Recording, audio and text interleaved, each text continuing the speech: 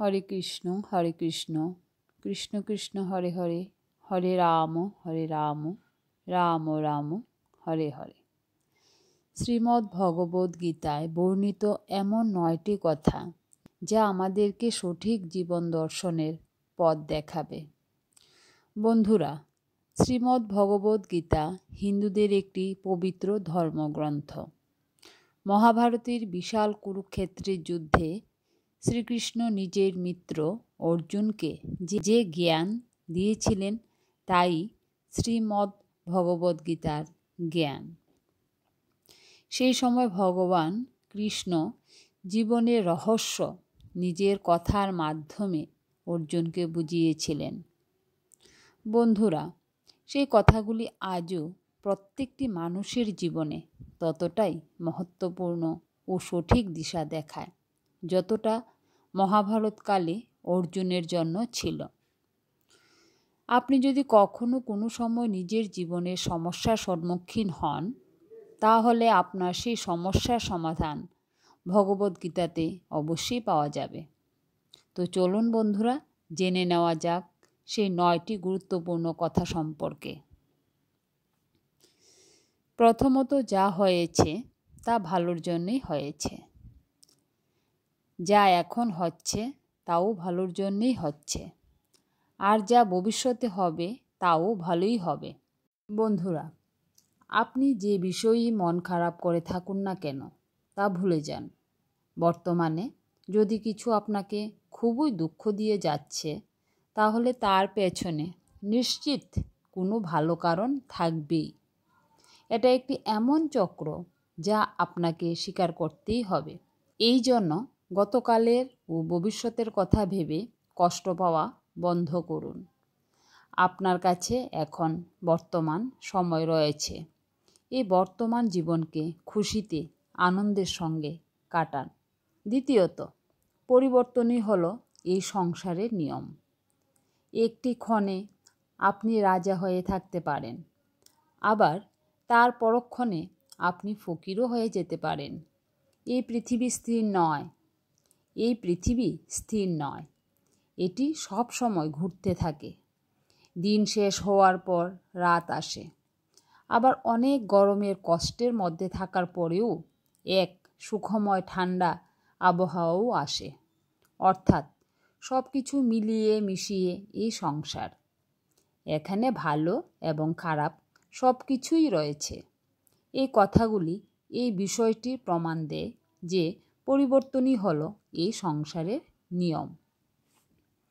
এই জন্য সেই কারণগুলি ভেবে কখনোই দুঃখিত হতে নেই যেগুলি আপনার জীবনে নিশ্চিত নয়, বরং সেই পরিবর্তনটিকে স্বীকার করে নেওয়া আপনাকে সকল কঠিন পরিস্থিতিতে খুশি থাকার শক্তি দেয়। তৃতীয়ত যে কথাটি তা হলো ধ্যান। এই ধ্যানের ফলে মন একটি প্রদীপের শিখার মতো অটুট হয়ে ওঠে। বন্ধুরা, আমাদের প্রধান সমস্যা হলো আমরা নিজেই নিজেকে জানি না। আমাদের মধ্যে বেশিরভাগ লোকই কখনো নিজেকে ভেতর থেকে বোঝার চেষ্টাই করে না। কখনো যে নিজের অন্তরাত্মার সঙ্গে নিজের সংযোগ সাধন করা, তা আমাদের মধ্যে বেশিরভাগ মানুষ কখনোই প্রয়াসই করেনি। ধ্যান আমাদের ভেতরের অন্তরাত্মার সঙ্গে আমাদেরকে পরিচিত করায়। আর আমরা যখন ভেতর থেকে নিজেকে সম্পূর্ণভাবে জানতে পারি, তখন আমরা এটা বুঝতে পারি যে এই জীবন আসলে কি, আমরা কি করতে চাই, আমাদের জীবনের লক্ষ্য কি, সেই সমস্ত কিছু বিষয় আমাদের কাছে স্পষ্ট হয়ে ওঠে। ধ্যান যে কোনো মানুষের জীবন বদলে দিতে পারে। এই কারণে আমাদের সকলেরই উচিত প্রত্যেক দিন নিষ্ঠা ভরে ধ্যান করা।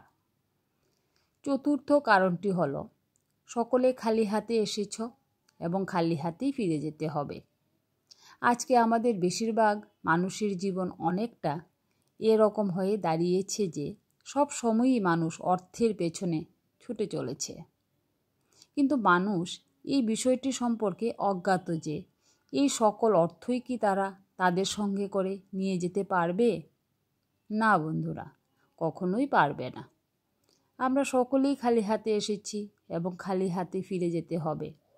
কিন্তু তা সত্ত্বেও মানুষ এটা বুঝে উঠতে পারে না বা বোঝার চেষ্টাও করে না যে সে কেন এত বিপুল পরিমাণের অর্থের পেছনে ছুটে চলেছে। এটা সম্পূর্ণই অর্থহীন। জরুরি এটা নয় যে আপনি কতটা পরিমাণ ইনকাম করলেন। জরুরি হলো এটা যে আপনি যতটা পরিমাণ অর্থ উপার্জন করেছেন তার মধ্যে আপনি কতটা পরিমাণ খুশি থাকতে পারছেন। আমাদের প্রত্যেকেরই কর্তব্য আমাদের পুরো জীবনটাকে সুখময় করে রাখা। কিন্তু বর্তমানে এখনকার মানুষের চিন্তাধারা এমন এসে দাঁড়িয়েছে যে তার কাছে এখন যা আছে, যখন সে তার থেকে আরও অধিক মাত্রায় পৌঁছবে তখনই সে খুশি হবে, এরকম ভেবে থাকে। এই কারণেই মানুষ অর্থের পেছনে দৌড়তে থাকে এবং তার জীবনে খুশি অনুভব করতে পারে না। পঞ্চমত, মানুষ বিশ্বাসের উপর নির্ভর করেই বড় হতে থাকে। আপনি যেমনটা বিশ্বাস করবেন ঠিক সেরকমই হয়ে উঠবেন। আপনি ভেবে থাকেন এবং যে বিষয়গুলির উপর আপনি বিশ্বাস করেন আপনার সঙ্গে সেরকমটাই হয়। যদি আপনি এটা বিশ্বাস করে চলেন যে আপনি একজন ঠান্ডা মাথার হাসি খুশি থাকা মানুষ, তাহলে আপনি ঠিক সেরকমভাবেই হাসি খুশি থাকবেন। আর আপনি যদি নেগেটিভ বিষয়গুলিকে বিশ্বাস করতে থাকেন তাহলে ধীরে ধীরে আপনি দুঃখিত হয়ে উঠবেন। যদি আপনি বিশ্বাস করেন যে আজকের দিনটি ভালো, তাহলে সত্যিই সেই দিনটি আপনার ভালো কাটবে। এই জিনিসটি একবার নিজের জীবনে অবশ্যই প্রয়োগ করে দেখবেন। আপনি যেরকমটা হতে চান সেটা আগে নিজেকে নিজে বিশ্বাস করিয়ে নিন। ষষ্ঠত কারণটা যেটা হলো, কর্ম করো, ফলের আশা করো না। বন্ধুরা, শ্রীমদ্ ভগবদ্ গীতায় এই উক্তিটি আমাদের সকলের জন্য খুবই মহত্বপূর্ণ। আমরা সবসময় ভালো বাড়ি, গাড়ি এবং সুরক্ষিত ভবিষ্যতের জন্য কাজ করে থাকি।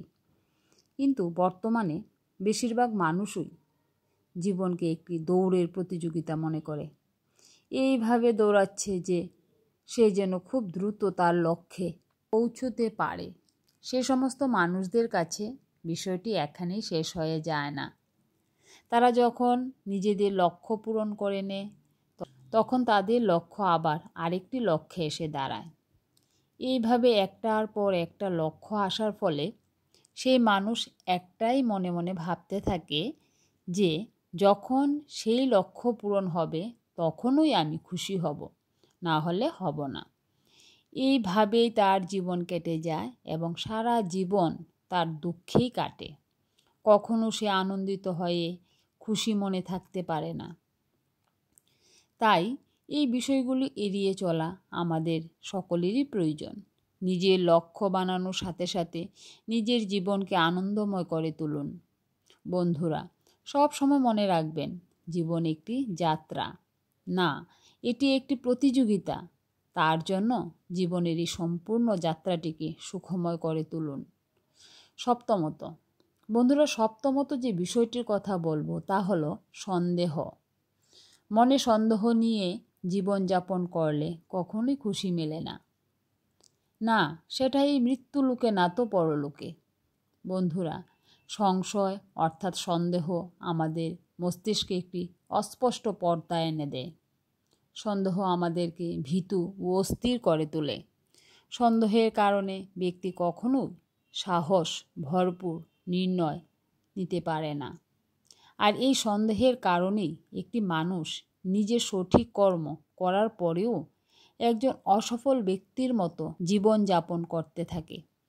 এই জন্য যত তাড়াতাড়ি সম্ভব নিজের জীবন থেকে সন্দেহকে বের করে বাইরে ফেলে দিন। মানুষ নিজের বিচারের মাধ্যমে অনেক বড় হতে পারে, আবার এই বিচারের মাধ্যমেই নিজেকে অনেক নিচে নামিয়ে দিতে পারে। কেননা সকল ব্যক্তি নিজের বন্ধু এবং শত্রু দুইই হয়। অষ্টমত হলো আপনার সবথেকে নিজের ও কাছের বন্ধু হলো আপনি স্বয়ং নিজেই। তাই আপনার সকল সমস্যার সমাধান আপনিই সবথেকে ভালো ও সঠিকভাবে করতে পারবেন। যদি আপনি আপনার সমস্যার জন্য 10 জন বন্ধুর কাছে গিয়ে সমাধান চান, তাহলে আপনি সঠিক সমাধান পাবেন না। কিন্তু তাদের কাছে অন্যান্য সমাধান থাকবে, যা আপনি গ্রহণ করার পূর্বে নিজে অন্তত একবার হলেও ভেবে দেখবেন যে আপনার সঙ্গে কোন সমাধানটি সবথেকে ভালো যাচ্ছে। সেই অনুযায়ী আপনি সিদ্ধান্ত নেবেন। এই কারণেই নিজের উপর বিশ্বাস রাখবেন এবং সমস্যায় পড়লে সঠিক বিচার করে সিদ্ধান্ত গ্রহণ করবেন। নবমত, বন্ধুরা, সবশেষে যে কথাটি বলবো তা হলো আত্মা। আত্মা না তো কখনো জন্ম নেয়, না তো মৃত্যু হয়।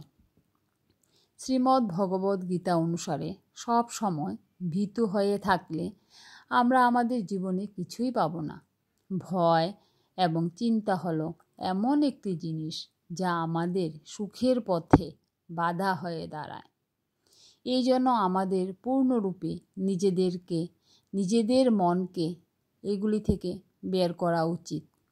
কিন্তু বন্ধুরা, কিছু ক্ষেত্রে আমাদেরকে ভয় পেতেই হবে, যেমন কোনো খারাপ কাজ করা, অধর্ম করা, মিথ্যা কথা বলা প্রভৃতি খারাপ কর্ম করার ক্ষেত্রে আমাদের সর্বদা ভয় পাওয়া উচিত। সব শেষে এটাই বলবো যে ভগবদ্গীতা হলো একটি সম্পূর্ণ জ্ঞানের সাগর, যার ছিটে ফুটুও যদি কোনো মানুষের উপর পড়ে, সেই মানুষ বৃহৎ জ্ঞানী হয়ে ওঠে। এই ভগবদ্গীতার সামান্য পরিমাণ জ্ঞানও যদি কেউ নিজের জীবনে গ্রহণ করতে পারে, তাহলে সেই ব্যক্তির মধ্যে এক আমূল পরিবর্তন লক্ষ্য করা যাবে এবং সেই মানুষের জীবন ধন্য হয়ে উঠবে। এই কারণেই সম্ভব হলে ভগবদ্গীতা আমাদের প্রত্যেকের পড়া উচিত এবং তার মধ্যে যে লুকানো জ্ঞান রয়েছে তা নিজের জীবনে প্রয়োগ করা উচিত। তো বন্ধুরা, আশা করি এগুলি মেনে চলতে চেষ্টা করবেন। তো আপনাদের কেমন লাগলো অবশ্যই একটা কমেন্টস করে জানাবেন। তো বন্ধুরা, গল্প না বললে ভালো লাগে না। একটা গল্প অবশ্যই আপনাদের জন্য আমাকে বলতেই হবে। তো শ্রীমদ্ ভগবদ্গীতায় একটি শিক্ষণীয় গল্প। 8 বছরের একটা বাচ্চা ছেলে 1 টাকার একটা কয়েন হাতে নিয়ে দোকানে গিয়ে বলল, আপনার দোকানে কি ভগবানকে পাওয়া যাবে? দোকানদার একথা শুনে কয়েনটি ছুঁড়ে ফেলে দিয়ে তাড়িয়ে দিল ছেলেটিকে। ছেলেটি পাশের দোকানে গিয়ে 1 টাকা দিয়ে চুপচাপ দাঁড়িয়ে রইল। এই ছেলে, 1 টাকা দিয়ে কি চাও তুমি? আমি ভগবানকে চাই, আপনার দোকানে আছে? দ্বিতীয় দোকানদারও তাড়িয়ে দিল। কিন্তু অবুঝ ছেলেটি হাল ছাড়ল না। একটার পর একটা দোকান ঘুরতে লাগলো। ঘুরতে ঘুরতে 40টা দোকান ঘোরার পর এক বয়স্ক দোকানদার জিজ্ঞেস করলো, তুমি ভগবানকে কিনতে চাও কেন? কি করবে ভগবানকে দিয়ে? এই প্রথম কোনো দোকানদারের মুখে এরকম প্রশ্ন শুনে ছেলেটির চোখে মুখে আশার আলো ফুটে উঠল। নিশ্চয়ই এই দোকানে ভগবানকে পাওয়া যাবে। হতচকিত কণ্ঠে উত্তর দিল, আমার তো বাবা নেই। এই দুনিয়াতে আমার মা ছাড়া আর কেউ নেই। আমার মা সারাদিন কাজ করে আমার জন্য খাবার নিয়ে আসে। আমার মা এখন হাসপাতালে। মা মরে গেলে আমি খাবো কি? ডাক্তার বলেছে একমাত্র ভগবানই পারে আমার মাকে বাঁচাতে। আপনার দোকানে কি ভগবানকে পাওয়া যাবে? দোকানদার বলল, হ্যাঁ, পাওয়া যাবে। কত টাকা আছে তোমার কাছে? ছেলেটি বলল, মাত্র 1 টাকা। সমস্যা নেই, 1 টাকাতেই ভগবানকে পাওয়া যাবে। দোকানদার বাচ্চাটির কাছ থেকে 1 টাকা নিয়ে খুঁজে দেখল 1 টাকায় 1 গ্লাস জল ছাড়া বিক্রি করার মতো কিছুই নেই। তাই ছেলেটিকে ফিল্টার থেকে 1 গ্লাস জল ধরিয়ে দিয়ে বলল, এই জলটা খাওয়ালেই তোমার মা সুস্থ হয়ে যাবে। পরের দিন এক দল মেডিকেল স্পেশালিস্ট ঢুকলো সেই হাসপাতালে। ছেলেটির মায়ের অপারেশন হলো। খুব দ্রুতই তিনি সুস্থ হয়ে উঠলেন। ডিসচার্জ এর কাগজে হাসপাতালে বিল দেখে মহিলার অজ্ঞান হবার মতো অবস্থা। ডাক্তার ওনাকে আশ্বস্ত করে বলল, টেনশনের কিছুই নেই, একজন বয়স্ক ভদ্রলোক আপনার সব বিল পরিশোধ করে দিয়েছেন, সাথে একটা চিঠি দিয়েছেন। মহিলাটি চিঠি খুলে পড়ে দেখল, তাতে লেখা, আমাকে ধন্যবাদ দেওয়ার কোনো প্রয়োজন নেই, আপনাকে তো বাঁচিয়েছেন স্বয়ং ভগবান, আমি তো শুধু উপলক্ষ। বরং ধন্যবাদ দিন আপনার অবুঝ বাচ্চাটিকে, যে 1 টাকা হাতে নিয়ে অবুঝের মতো ভগবানকে খুঁজে বেরিয়েছে। তার বুক ভরা বিশ্বাস ছিল একমাত্র ভগবানই পারে আপনাকে বাঁচাতে। এর নামই বিশ্বাস। ভগবানকে খুঁজে পেতে কোটি টাকার দরকার হয় না। বিশ্বাস নিয়ে মন থেকে খুঁজলে 1 টাকাতেও পাওয়া যায়। আসুন না, সবাই এই মহামারী থেকে বাঁচতে মন থেকে ভগবানকে খুঁজি করি, তার কাছে প্রার্থনা করি, তার কাছে ক্ষমা চাই। আসুন সবাই একবার ভগবানকে ডাকি, কারণ ভগবানই একমাত্র সব কিছু হতে রক্ষা করতে পারে। হরে কৃষ্ণ কৃষ্ণ কৃষ্ণ হরে হরে, হরে রাম রাম রাম হরে হরে।